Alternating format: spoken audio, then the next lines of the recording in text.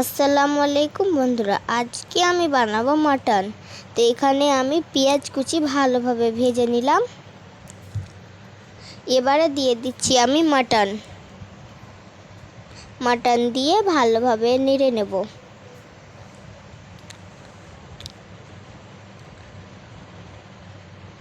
এবার দিয়ে দেব আমি হলুদ,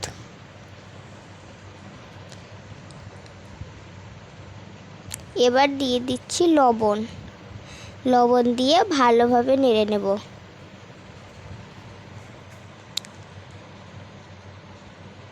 এবার দিয়ে দিচ্ছি আদা রসুন পাকা মশলা জিরা গোলমরিচের পেস্ট।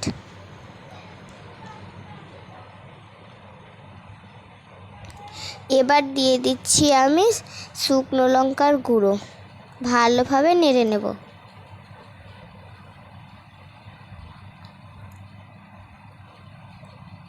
এবার দিয়ে দিচ্ছি আমি পরিমাণ মতন জল দিয়ে ভালোভাবে নেড়ে নিচ্ছি।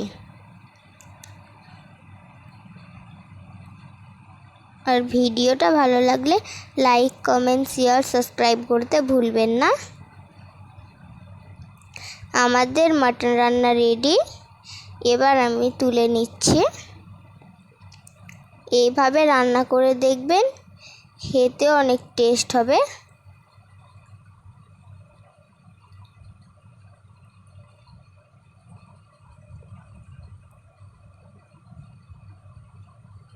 আল্লাহ হাফিজ।